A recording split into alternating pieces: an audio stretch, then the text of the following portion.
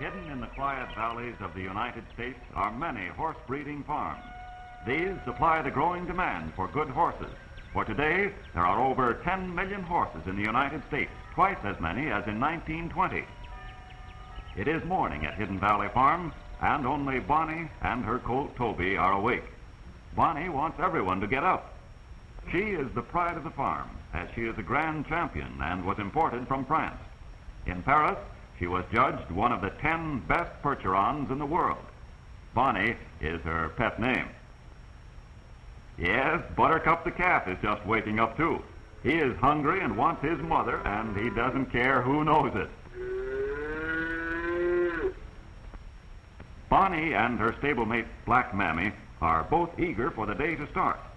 Horses that are good friends are placed in adjoining stalls because they will be happier and so do better work. They are also teamed together in harness. Pat hurries with his morning chores. He has charge of the draft horses, and all day long he takes care of them. All right, Toby, don't rush, Mama. Your turn will come later. Later in the summer, these horses will be shown at the fairs and horse shows and must be in perfect condition. At last it is Black Mammy's turn.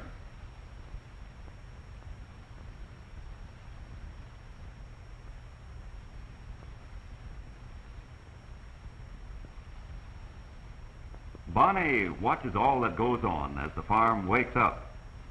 Gallant Knight, the big stallion brought from France, is being taken out for exercise in his own paddock.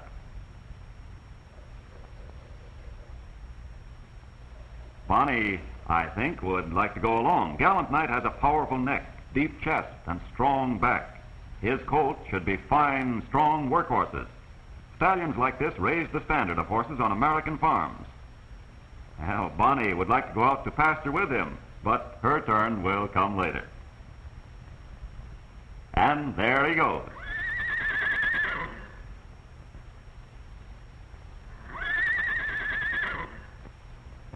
Black Mammy is patient. She is glad she is not Gray Cloud, who she sees is going to be groomed. Gray Cloud and her 6-week-old colt will be kept in their own paddock.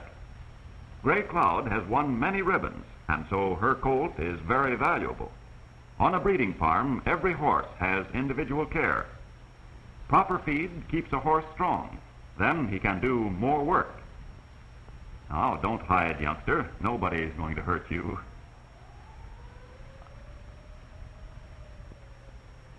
A colt can stand a few hours after it is born and soon runs around like an old-timer. As in everything else, there is a correct way to groom a horse. John uses a curry comb, a brush, and a cloth. The rubber curry comb cleans out the dirt without scratching or irritating the skin. The brush takes off the dirt, and the cloth smooths down the hair. Yes, colts, like babies, need many naps. John begins at the head and combs Gray Cloud's forelock and brushes her head. Then, with a few expert sweeps of the brush, he cleans the back and sides. Legs and ankles receive a good grooming. The fetlocks, the hair on the ankles, are well combed. Gray Cloud knows that John is caring for her, and so she stands patiently. And John is mighty proud of the fine coat of this champion mare.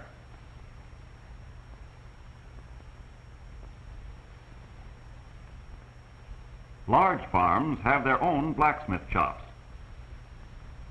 Here the blacksmith is shoeing a horse. He has already trimmed the hoof and fashioned the iron shoe to fit exactly. Now he nails it firmly in place.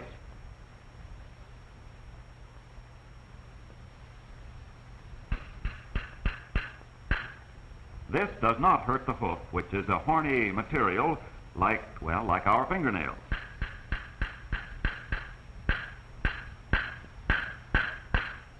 He drives the nails expertly and never touches the tender part of the hoof.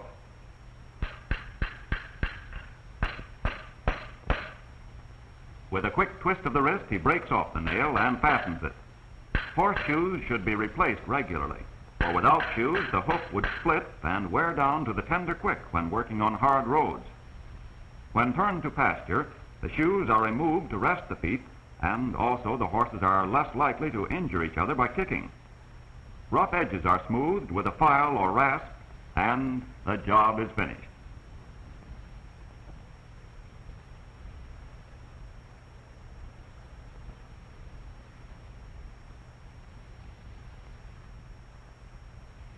Sometimes horses and dogs become such close friends that the horse cannot sleep if the dog is not in his stall at night.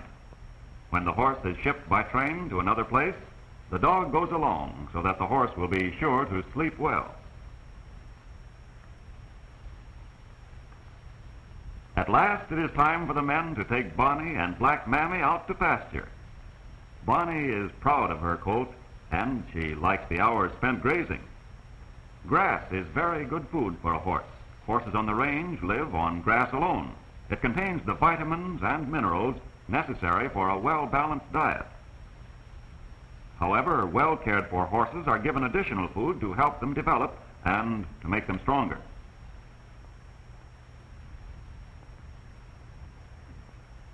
Bonnie watches her friends as they are brought in from pasture to do the afternoon work on the farm. These horses will change places with the horses which have been working all morning. Hidden Valley Farm raises many different kinds of horses, including Percheron, Belgians, Tennessee walking horses, and Kentucky saddle-bred horses. Most of these are Percherons, a breed of heavy workhorse. Many of these were imported from France. Several are worth thousands of dollars. These draft horses are built for power, not speed. They must have weight to haul the heavy loads. They weigh between 1,500 and 2,000 pounds. The horses are driven in carefully to avoid excitement and injury. In the paddock, the men examine each horse for injuries that might need attention, and those that need treatment are separated from the others. On a breeding farm, most of the herd are mares. They do the farm work, but are also used for breeding. After the noon feeding in the paddocks, those not needed for some reason will again be turned out to pasture. Come along there, youngster.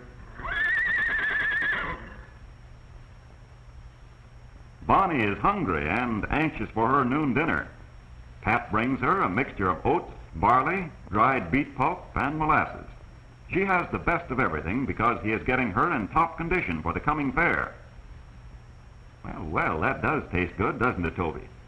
Yes, little Toby starts eating the same food as his mother when he is a month old. He will also take milk from his mother until he is 6 months old, and then he will be weaned. Baby colts take milk from their mothers about once an hour. Toby is shy, suspicious, and curious.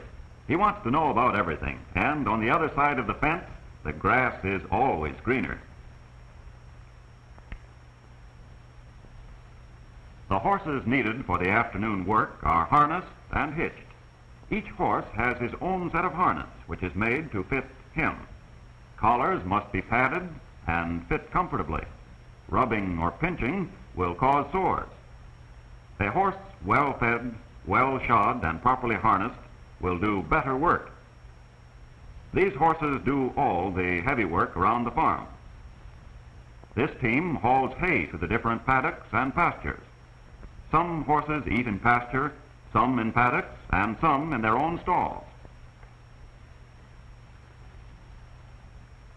Pat sprays the barn 7 times a day because the flies annoy the horses and keep them from resting. John is cleaning out the stalls in the modern sanitary stable. Clean straw, well shaken up, is the best bedding. Stalls should be cleaned morning and night, and fresh drinking water should always be on hand.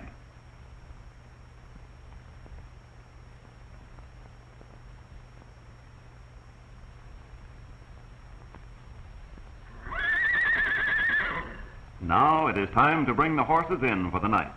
Bonnie is glad to return to her comfortable stall where her supper is waiting. Toby will sleep in the stall with his mother. Hurry up there, young fella. Many of the horses will spend the night in the pasture. Some sleep lying down and some standing up. There she goes, the pride of Hidden Valley Farm, a champion in her own right and the mother of champions.